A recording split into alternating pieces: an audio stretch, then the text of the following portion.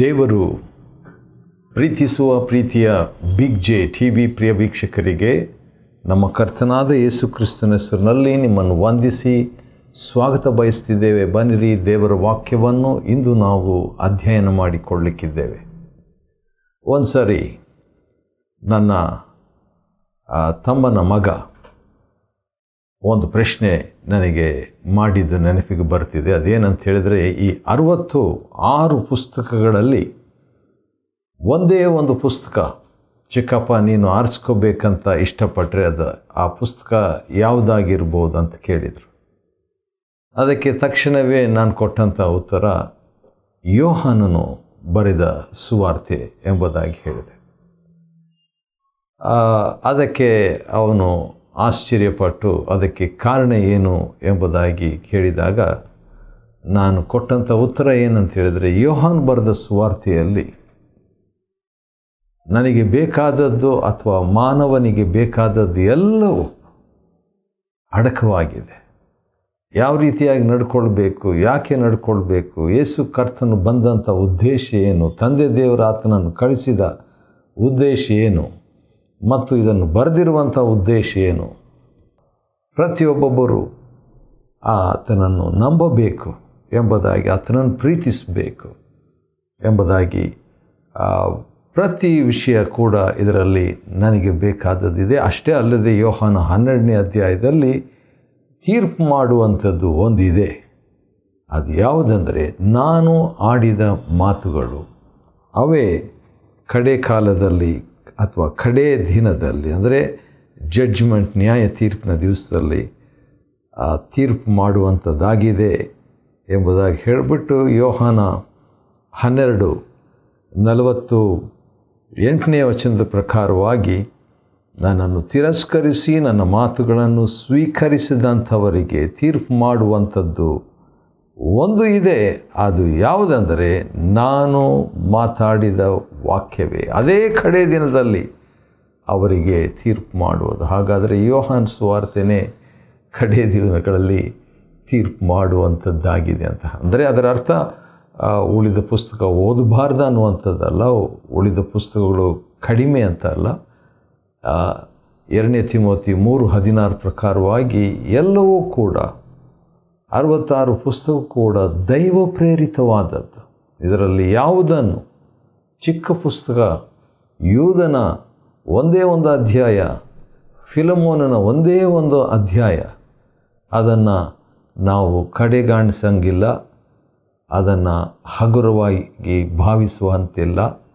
ಇವೆಲ್ಲವೂ ಕೂಡ ಪ್ರಾಮುಖ್ಯವಾದದ್ದು. 2ನೇ ಯೋಹಾನ, 3ನೇ ಯೋಹಾನನ ಪತ್ರಿಕೆ ಸಣ್ಣದಾಗಿದೆ, ಆದರೂ ಕೂಡ ಅವೆಲ್ಲವೂ ದೈವ ಪ್ರೇರಿತವಾಗಿ ದೇವರು ಸಾರ್ವಭೌಮನಾಗಿ ಯಾರ್ಯಾರು ಯಾವ್ಯಾವ ಪುಸ್ತಕಗಳನ್ನು ಬೈಬಲ್ ಆಗಿ ಒಂದು ಗ್ರಂಥವಾಗಿ, ಪವಿತ್ರ ಗ್ರಂಥವಾಗಿ ಅದನ್ನು ಆಯ್ಕೆ ಮಾಡ್ತಾ ಇದ್ದಂಥ ಅವರಲ್ಲಿ ದೇವರಾತ್ಮನು ಅವರನ್ನು ಪ್ರೇರೇಪಿಸಿ ನಡೆಸಿ, ದೇವರ ವಾಕ್ಯ ಬರೆದಂಥವ್ರನ್ನ ದೇವರಾತ್ಮನು ಪ್ರೇರೇಪಿಸುವಂಥದ್ದು ಅಲ್ಲದೆ, ಈ ಯಾವ್ಯಾವ ಪುಸ್ತಕಗಳನ್ನು ಒಟ್ಟಾಗಿ ಸಂಗ್ರಹಿಸಬೇಕಂತ ಹೇಳ್ಬಿಟ್ಟು ದೇವಭಕ್ತರು ಮತ್ತು ಪಂಡಿತರು ಒಟ್ಟಾಗಿ ಸೇರಿದಾಗ ಅವರನ್ನು ಕೂಡ ದೇವರು ಪ್ರೇರೇಪಿಸಿ ಅಥವಾ ನಡೆಸಿ ಈ ಸಂಗ್ರಹಿಸುವಂತೆ ಪುಸ್ತಕಗಳನ್ನು, 66 ಪುಸ್ತಕಗಳನ್ನು ದೇವರು ಸಹಾಯ ಮಾಡಿದ್ದಾನೆ.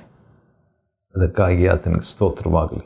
ಸರಿ, ಈಗ ಇಷ್ಟು ಮಾತು ನಾನು ಹೇಳಿದ ಮೇಲೆ ಇವತ್ತಿನ ದಿವಸ ಇಂದು ನಾವು ಯೋಹಾನನು ಬರೆದ ಸುವಾರ್ತೆಯನ್ನು ಪ್ರಾರಂಭ ಮಾಡಲಿಕ್ಕಿದ್ದೇವೆ. ಇದರಿಂದ ನಾವು ಕಲಿಯುವಂಥದ್ದು ಬಹಳ ಇದೆ. ಮೊಟ್ಟ ಮೊದಲನೇದಾಗಿ ಯೋಹಾನನು 1ನೇ ಅಧ್ಯಾಯದಲ್ಲಿ ನಾವು ನೋಡಿಕೊಳ್ಳುವಾಗ 1ರಿಂದ ಯೋಹಾನ ಬರೆದ ಸುವಾರ್ತೆ 1ರಿಂದ ಮತ್ತು 28ರವರೆಗೆ ಮೊದಲನೇ ಭಾಗವಾಗಿ ವಿಂಗಡಿಸಿ ವಿಭಾಗಿಸಿ ಅಧ್ಯಯನ ಮಾಡಿಕೊಳ್ಳೋಣ. ಯೋಹಾನ 1:1ರಿಂದ 28. ಈ ವಾಕ್ಯ ಭಾಗದಲ್ಲಿ ನಾವು ನೋಡಿಕೊಳ್ಳುವಂಥ ಒಂದು ದೊಡ್ಡ ವಿಷಯ ಏನಂದರೆ, ಹೂ ಈಸ್ ಜೀಸಸ್. ಯೇಸು ಯಾರು? ಯೇಸು ಯಾರು ಎಂಬುದಾಗಿ ಇರುವಂಥ ಒಂದು ದೊಡ್ಡ ಪ್ರಶ್ನೆಗೆ ನಾವು ಯೋಹಾನ 1-28 ಇರುವಂಥ ವಾಕ್ಯ ಭಾಗದಲ್ಲಿ ಯೇಸು ಯಾರು ಎಂಬ ಪ್ರಶ್ನೆಗೆ, ಮಹಾಪ್ರಶ್ನೆಗೆ 12 ಉತ್ತರಗಳು ನಮಗೆ ಲಭ್ಯವಿರುತ್ತದೆ. 12 ಆನ್ಸರ್ಸ್ ಹೂ ಜೀಸಸ್ ಈಸ್. ಸರಿ, ಒಂದೊಂದಾಗಿ ಇದನ್ನು ನಾವು ನೋಡಿಕೊಳ್ಳೋಣ. ಇದರಿಂದ ಈ ಗ್ರಂಥವನ್ನು ಬರೆದಾತನು ಪವಿತ್ರಾತ್ಮ ದೇವರು ನಮಗೂ ಸಹಾಯ ಮಾಡಲಿ, ಆತನು ಮಹಿಮೆ ಹೊಂದಲಿ ಮತ್ತು ಪವಿತ್ರ ಗ್ರಂಥದ ಅಥವಾ ಪವಿತ್ರ ವೇದದ ಪ್ರಧಾನ ವ್ಯಕ್ತಿ, ಕೇಂದ್ರ ವ್ಯಕ್ತಿಯಾಗಿರುವ ಯೇಸು ಕರ್ತನನ್ನು ಮಹಿಮೆ ಪಡಿಸಲಿ ಎಂಬ ಹಾರೈಕೆಯಿಂದ ಪ್ರಾರಂಭಿಸೋಣ. ಯೋಹಾನನು ಬರೆದ ಸುವಾರ್ತೆ 1ನೇ ಅಧ್ಯಾಯ 1-28. ಯೇಸು ಯಾರು ಎಂಬ ಪ್ರಶ್ನೆಗೆ 1ನೇ ವಚನದಲ್ಲಿ ಆದಿಯಲ್ಲಿ ವಾಕ್ಯವಿತ್ತು, ಆ ವಾಕ್ಯವು ದೇವರ ಬಳಿಯಲ್ಲಿತ್ತು. ಯೇಸು ಕರ್ತನಿಗೆ ಬೈಬಲ್ನಲ್ಲಿ ಅನೇಕ ಹೆಸರುಗಳಿದೆ. ಒಂದೊಂದು ಹೆಸರು ಒಂದೊಂದು ಸಂದೇಶ ಎಂಬುದಾಗಿ ಹೇಳ್ಬೋದು. ಆ ಹೆಸರುಗಳಲ್ಲಿ ಒಂದು ಹೆಸರು ಈ ರೀತಿಯಾಗಿ ಇದೆ. ಅದೇನೆಂದರೆ, ಪ್ರಕಟಣೆಯ ಗ್ರಂಥದಲ್ಲಿ ಆ ಬಗ್ಗೆ ಭಾಳ ಸ್ಪಷ್ಟವಾಗಿ ಬರೆದಿರುವಂಥದ್ದು. ಅದೇನೆಂದರೆ, ಆತನ ಹೆಸರು ದೇವರ ವಾಕ್ಯ ಎಂಬುದಾಗಿ. ಹೌದು, ರಕ್ತ ಪ್ರೋಕ್ಷಿತನಾಗಿ ಇದ್ದಂಥ ಯೇಸು ಕ್ರಿಸ್ತನು ಕೂತ್ಕೊಂಡಿದ್ದನು ಮತ್ತು ಆತನ ಹೆಸರು ದೇವರ ವಾಕ್ಯ. His name is word of god. ಅದನ್ನು ಪ್ರಕಟಣೆ 19ನೇ ಅಧ್ಯಾಯ 13ನೇ ವಚನದಲ್ಲಿ ನಾವು ನೋಡ್ತೀವಿ. ಹಾಗಾದರೆ ಆದಿಯಲ್ಲಿ ವಾಕ್ಯ ಇತ್ತಂತ ಹೇಳಿದರೆ ಯೇಸು ಕ್ರಿಸ್ತನ ಬಗ್ಗೆ ಅದು. ಆದಿಯಲ್ಲಿ ಯೇಸು ಕ್ರಿಸ್ತನಿದ್ದರು. ಯೇಸು ಕ್ರಿಸ್ತನು ದೇವರ ಬಳಿಯಲ್ಲಿ, ಆ ಯೇಸು 3ನೇದಾಗಿ ನಾವು ನೋಡುವಾಗ ಆತನ ಬಗ್ಗೆ ಇರುವಂಥದ್ದು ಭಾಳ ಆಶ್ಚರ್ಯ ಮತ್ತು ಅದೇ ಸಂದರ್ಭದಲ್ಲಿ ಭಾಳ ಸ್ಪಷ್ಟ. ಆ ವಾಕ್ಯ ದೇವರು, ಆ ವಾಕ್ಯ ದೇವರು. ಹಾಗಾದರೆ ಯೇಸು ಯಾರು ಎಂಬ ಪ್ರಶ್ನೆಗೆ 1ನೇ ಉತ್ತರ ಯೇಸು ದೇವರು ಎಂಬುದಾಗಿ ಯೋಹಾನನು 1:1 ಸ್ಪಷ್ಟವಾಗಿದೆ. 2ನೇದಾಗಿ 3ನೇ ವಚನ, ಆ ವಾಕ್ಯವೆಂಬವರ ಮೂಲಕವಾಗಿಯೇ ಸಮಸ್ತವೂ ಸೃಷ್ಟಿಯಾಯಿತು. ಯೇಸು ಯಾರು ಎಂಬ ಪ್ರಶ್ನೆಗೆ ಯೋಹಾನ 1:1 ಯೇಸು ದೇವರಂತ ನಾವು ಈಗ ತಾನೇ ನೋಡಿಕೊಂಡಿದ್ದೇವೆ. ಯೋಹಾನ 1:3 ಯೇಸು ಯಾರಂದರೆ ಸೃಷ್ಟಿಕರ್ತನು, creator. Jesus Christ is God, Jesus Christ is creator. ಸೃಷ್ಟಿಕರ್ತನು, ಆತನ ಮೂಲಕವೇ ಸಮಸ್ತವು, ನಾನು ಒಳಗೊಂಡು ನೀವು ಒಳಗೊಂಡು ಸಮಸ್ತವು ಸೃಷ್ಟಿಯಾಯಿತು. 3ನೇದಾಗಿ ಯೇಸು ಯಾರು ಎಂಬ ಪ್ರಶ್ನೆಗೆ 3ನೇ ಉತ್ತರ 4ನೇ ವಚನದಲ್ಲಿದೆ. ಅದು ಏನೆಂದರೆ, ಆತನಲ್ಲಿ ಅಂದರೆ ಯೇಸು ಕರ್ತನಲ್ಲಿ ಜೀವವಿತ್ತು, ಆ ಜೀವವು ಮಾನವರಿಗೆ ಬೆಳಕಾಗಿತ್ತು. ಆ ಜೀವವು ಮಾನವರಿಗೆ ಬೆಳಕಾಗಿತ್ತು. ಹಾಗಾದರೆ ಯೇಸು ಕರ್ತನು ಯಾರು ಎಂಬ ಪ್ರಶ್ನೆಗೆ 3ನೇ ಉತ್ತರ ಜೀವದಾಯಕ, ಲೈಫ್ ಗಿವರ್. ಯೇಸು ಕ್ರಿಸ್ತನು ಯಾರು? ಆತನು ದೇವರು, ಆತನು ಸೃಷ್ಟಿಕರ್ತನು, ಆತನು ಜೀವದಾಯಕ. 4ನೇದಾಗಿ ನಾವು ನೋಡುವಾಗ ಯೇಸು ಯಾರು ಎಂಬ ಪ್ರಶ್ನೆಗೆ 8ನೇ ವಚನದಲ್ಲಿ ಯೋಹಾನನ ವಿಷಯವಾಗಿ ಒಂದು ಮಾತು, ದೇವರು ಕಳಿಸಿದ ಒಬ್ಬ ಮನುಷ್ಯನಿದ್ದನು, ಅವನ ಹೆಸರು ಯೋಹಾನನು. ಮತ್ತು ಈ ಯೋಹಾನನು ಆ ಬೆಳಕಾಗಿರಲಿಲ್ಲ, ಆದರೆ ಆ ಬೆಳಕಿನ ವಿಷಯದಲ್ಲಿ ಸಾಕ್ಷಿ ಕೊಡಲು ಬಂದನಂತೆ. ಹಾಗಾದರೆ 9ನೇ ವಚನ ಕೂಡ ಯೋಹಾನ 1:9 ನಿಜ ಬೆಳಕು ಲೋಕಕ್ಕೆ ಬರುವುದಾಗಿತ್ತು. ಆ ಬೆಳಕೆ ಪ್ರತಿ ಮಾನವನಿಗೆ ಬೆಳಕನ್ನು ನೀಡುವುದಾಗಿತ್ತು.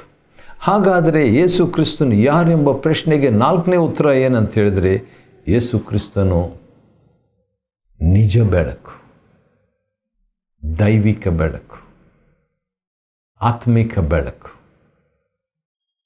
ಪಾಪವೆಂಬ ಅಂಧಕಾರವನ್ನು ತೊಲಗಿಸುವ ಬೆಳಕು, ಶಾಪವೆಂಬ ಕಾರ್ಗತ್ತಲನ್ನು ಹೋಗಲಾಡಿಸುವ ಬೆಳಕು. ಹೌದು, ಅಂಧಕಾರದ ಅಧಿಪತಿಯನ್ನು ತೊಲಗಿಸುವ, ಜಯಿಸುವ, ಸೋಲಿಸುವ ಬೆಳಕು.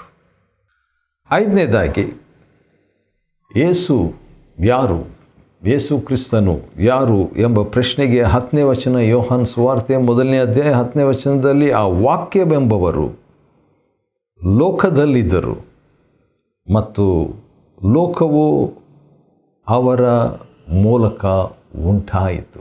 ವಾವ್, ದೊಡ್ಡ ಮಾತು. ಲೋಕವು ಯೇಸುವಿನ ಮೂಲಕ ಉಂಟಾಯಿತು. ಹಾಗಾದರೆ ಯೇಸು ಯಾರು? ಲೋಕ ಸೃಷ್ಟಿ ಮಾಡಿದಾತನು, ವರ್ಲ್ಡ್ ಕ್ರಿಯೇಟರ್. ಭೂಮಿಯು ಅದರಲ್ಲಿರುವ ಸಮಸ್ತವು ಆತನದೇ. ಲೋಕವು ಅದರಲ್ಲಿರುವ ಎಲ್ಲರೂ ಆತನವರೇ. ಹಾಗಾದರೆ ಲೋಕ ಸೃಷ್ಟಿ ಮಾಡಿದ ವ್ಯಕ್ತಿ ಕರ್ತನಾದ ಯೇಸು. ವಾವ್! ಈ ಬಗ್ಗೆ ಭಕ್ತನಾದ ಪೌಲನು ಹೇಳಿದ ಒಂದು ಮಾತು ನನಗೆ ನೆನಪಿಗೆ ಬರುತ್ತಿದೆ. ನೋಡೋಣ ಬನ್ನಿರಿ, ಅದು ಏನಿದೆ ಅಂತ ಹೇಳ್ಬಿಟ್ಟು. ಯಾಕಂತ ಹೇಳಿದರೆ ಕೊಲೋಸಿಯರಿಗೆ ಬರೆದ ಪತ್ರಿಕೆಯಲ್ಲಿರುವಂಥ ಒಂದು ಮಾತು, ಅದು ಭಾಳ ಈ ಸಂದರ್ಭದಲ್ಲಿ ಅದನ್ನು ನಾವು ನೋಡಿಕೊಳ್ಳುವಂಥದ್ದು ಒಳ್ಳೆಯದಂತ ಅನಿಸ್ತು. ಆದ ಕಾರಣ 1ನೇ ಅಧ್ಯಾಯ ಕೊಲೋಸಿಯರಿಗೆ ಬರೆದ ಪತ್ರಿಕೆ ಮತ್ತು 16ನೇ ವಚನ ಈ ರೀತಿಯಾಗಿದೆ. ಅಂದರೆ 15ರಿಂದ ನಾನು ಓದಲಿಕ್ಕೆ ಇಷ್ಟಪಡ್ತೇನೆ. ಅಂದರೆ ಯೇಸು ಕ್ರಿಸ್ತನ ಬಗ್ಗೆ ಇರಲಿರುವಂಥ ಮಾತು ಅದೇನೆಂದರೆ, ಈತನು ಅದೃಶ್ಯನಾದ ದೇವರ ಪ್ರತಿ ರೂಪನು, ಸರ್ವ ಸೃಷ್ಟಿಗೆ ಜ್ಯೇಷ್ಠನೂ ಆಗಿದ್ದಾನೆ. ಏಕೆಂದರೆ ಭೂಪರಲೋಕಗಳಲ್ಲಿರುವ ದೃಶ್ಯಾದೃಶ್ಯವಾದಗಳೆಲ್ಲವೂ, ದೃಶ್ಯವಾದದ್ದು, ಅದೃಶ್ಯವಾದದ್ದು, ಕಾಣುವಂಥದ್ದು, ಕಾಣದಿರುವಂಥದ್ದು, ಇವುಗಳೆಲ್ಲವೂ ಅಂದರೆ ಸಿಂಹಾಸನಗಳಾಗಲಿ, ಪ್ರಭುತ್ವಗಳಾಗಲಿ, ದೊರೆತನಗಳಾಗಲಿ, ಅಧಿಕಾರಗಳಾಗಲಿ ಈತನಲ್ಲಿ ಸೃಷ್ಟಿಸಲ್ಪಟ್ಟವು. ಯೇಸು ಕ್ರಿಸ್ತನಲ್ಲಿ ಸೃಷ್ಟಿಸಲ್ಪಟ್ಟವಂತೆ ಸರ್ವವು ಈತನಿಂದಲೂ ಈತನಿಗಾಗಿಯೇ ಸೃಷ್ಟಿಸಲ್ಪಟ್ಟಿತು. ವಾವ್, ದೊಡ್ಡ ಮಾತು. ಎಲ್ಲ ಯೇಸು ಕ್ರಿಸ್ತನಿಗಾಗಿಯೇ ಸೃಷ್ಟಿಸಲ್ಪಟ್ಟಿತಂತೆ. ಎಂಥ ದೊಡ್ಡ ಮಾತು ದೇವರ ವಾಕ್ಯ ಹೇಳ್ತದೆ. ಹೌದು, ಈ ಯೇಸು ಎಲ್ಲದಕ್ಕೂ ಮೊದಲು ಇದ್ದಾತನು. ಈ ಯೇಸುವಿನಲ್ಲಿಯೇ ಸಮಸ್ತವು ನೆಲೆಯಾಗಿದೆ. ವಾವ್! ಯೇಸು ಕ್ರಿಸ್ತನು ಯಾರು ಎಂಬ ಪ್ರಶ್ನೆಯನ್ನು ನಾವು ನೋಡ್ಕೊಳ್ತಾ ಇದ್ದೇವೆ. ಇದು ಯೋಹಾನನು ಬರೆದ ಸುವಾರ್ತೆ 1ನೇ ಅಧ್ಯಾಯ 1ರಿಂದ 28 ವಚನಗಳಲ್ಲಿ ಯೇಸು ಕ್ರಿಸ್ತನು ಯಾರು ಎಂಬ ಪ್ರಶ್ನೆಗೆ 12 ಉತ್ತರಗಳಿವೆ. 6ನೇದಾಗಿ ಯೇಸು ಕ್ರಿಸ್ತನು ಯಾರೆಂದರೆ ಅಧಿಕಾರ ನೀಡುವಾತನು. 12ನೇ ವಚನ ಯೋಹಾನ 1:12, ಯಾರ್ಯಾರು ಆತನನ್ನು ಸ್ವೀಕರಿಸಿದರೋ, ಅಂದರೆ ಆತನ ಹೆಸರಿನಲ್ಲಿ ನಂಬಿಕಿಟ್ಟರೋ ಅಂಥವರಿಗೆ ದೇವರ ಮಕ್ಕಳಾಗುವ ಅಧಿಕಾರ ಕೊಟ್ಟನು. ಅಧಿಕಾರ ಯೇಸು ಸ್ವಾಮಿ ಕೊಡ್ತಾರೆ, ಅಧಿಕಾರ ಕೊಡ್ತಾರೆ. ಹಾಗಾದರೆ ಅಧಿಕಾರ ಇರುವಂಥವರೇ ಅಧಿಕಾರ ಕೊಡೋದು. ಹಾಗಾದರೆ ಮಹಾಧಿಕಾರಿ ಯೇಸು ಕ್ರಿಸ್ತನು.